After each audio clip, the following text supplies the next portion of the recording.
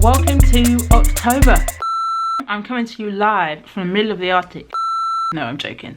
I'm not. But it's quite chilly in my sewing room today and I could just turn the heating on, but I want to be a bit of a martyr. I'm a bit like, it's not quite cold enough to have the heating come on earlier than usual.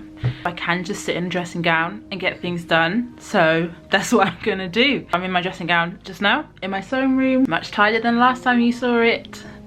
All the stuff on the floor has gone. There's new things on the floor, but it's still a lot tidier than the last time you saw it. We are in October, and I did say that I would post a video for last week with all the things that I had been making in those 2 days that we were nearly at the end of September, but I didn't finish. I didn't finish what I was trying to make.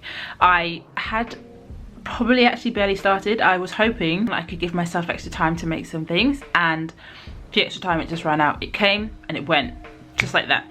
So this week we've got another sewing vlog. It's probably going to be quite talky. I am in the middle of making things, which is quite good, so I will have a bit more context to show you guys of the patterns that I'm using, how I've gone about things, any things that I've had difficulty with. So we can run through all of those and I can just show you what I'm making as I'm making it, and then that might just be the videos that we do for this month. Just do sewing vlogs, and then we get back into the sew and tells and a lookbook at the beginning of November, and then I can show you all the finished products then. Let's get into some of the things that I have started making already this month slash last month. We can start with the bodice that is currently on the mannequin. So that is a dress, that's Butterick's 6515. It's literally in front of me. It's what I'm working on at the minute. My sewing machine is all set up to sew that with some white thread and some white overlocking thread. So that's what my two machines are set up with at the moment. Nothing special about the thread, it's just regular white all-purpose. The fabric is ever so slightly stretchy, but not so much that it's going to bust the seam. So just on your standard tension, if my thing would focus, and just regular standard stitch length as well. Excuse all the scruffiness, this is all things I put on my machine when I first started sewing, and I just haven't taken them off for nostalgia's sake. On my little singer here. It's a B6 515 from Butterick's. It looks like this. I'm making view B, so it's just this one here. I initially wasn't going to put the little frills on the sleeve, but I have started sewing that in now. I always find that I have difficulty, I'm just going to put you guys down for a second. I always find I have difficulty when I'm trying to sew in flounces, and the same thing has happened in this instance. So I have cut the pattern to the instructions. This is the sleeve bit here, and then this is the flounce. And then we needed to stay stitch the flounce, which you're probably not going to be able to see because it's white thread on like a white base print. So you have to stay stitch the flounce there. So my assumption is, in order for them to fit together, I'm going to obviously have to stitch a little bit of the flounce so that it can spread open a little bit more so it can fit on the sleeve nicely. But I've just tried to pin it in its 4 points, so I've got the undersleeve-ish bit, I guess, there where the two joins are, just sitting on that side, and then directly opposite that it's obviously got the notch in there already, so it's marked those two sections on for me. So then from there I would then just fold it in half like that, so then I can get my next two full corner bits there, and I would pin, I mean I might as well do it now because I've done it. So that's my full corner bit for the flounce. I'm going to just stick a pin in there so I can remember that point, and then I'll do one on this side as well, and then just level up the inside seam again, so making sure my front and my back is in place. Just feel underneath the flounce until the sleeve is joined, and then again pinching that point, pulling it through, so then I've got that 4th point there. And then on the other side, get the front and backs to line up again. Feeling underneath the flounce for that corner to join on the sleeve. Pull it through. Let's get that pin in there. So now I know I've got my 4 corners attached. I've now just got to level out the flounce between all of them, and then that should actually give it a bit of an even balance.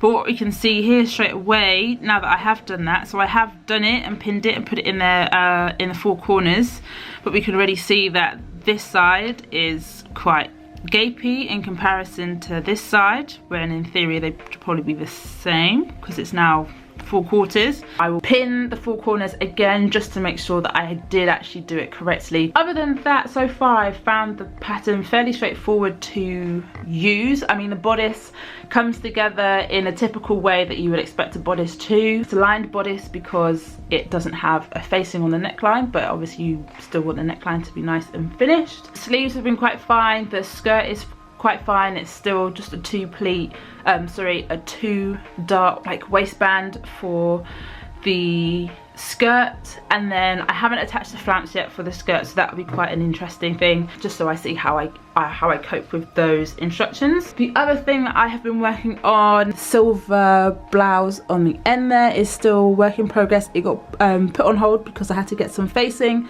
I have that now, so once I finish this dress, because it's white thread, I'll probably move on to that. The blue I started on in the interim where I didn't have any, while I was waiting to get facing for that. I then moved on to a different colour fabric just so I can get going with that. So that's a trouser and a blouse. The pink behind it has been a work in progress for a couple months, so I definitely want to get on and finish that, and that's the same for the nude top as well. Take a breath. There is one thing I do want to mention though, so I don't forget to do that. The trousers, as I reach for it, that I am using, the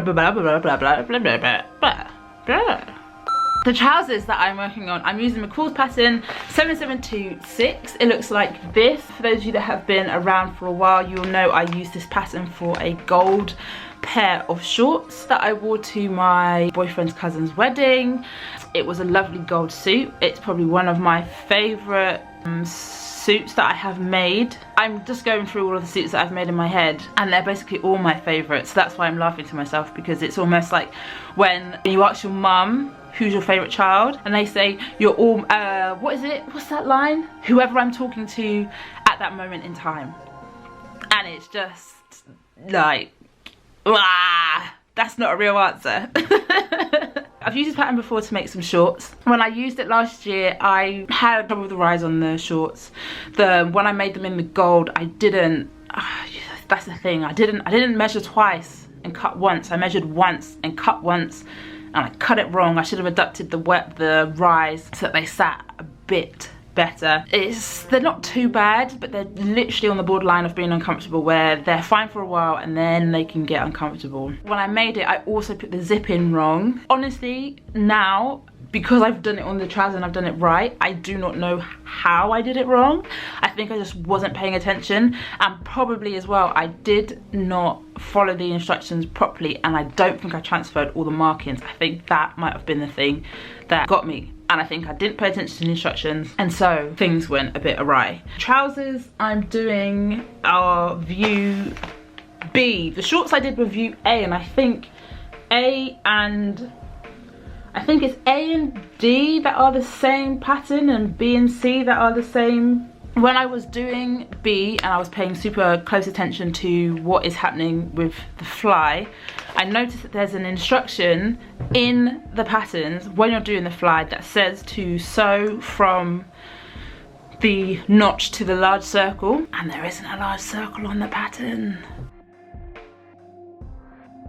This is the front pattern for B and C, pattern piece number 7, and in the instructions when it's talking about attaching the fly, up here at 10A it says stitch front sections together at centre front between large circle and notch, machine base above large circle, keeping left front self-facing free, and I've underlined large circle, no large circle on pattern, used center front line. What I mean by that is, this is the center front line here. From memory, in other patterns that have a fly on them, there is a large circle here, so that you have your point to reference as to where you need to sew between your notch and your large circle. You would do your seam line through there and then baste all the way back up there. I don't think that would have been the reason why I would have made the gold shorts incorrectly when I did make them, because like I said, they're different pattern pieces. B and C are together because they're slim leg, and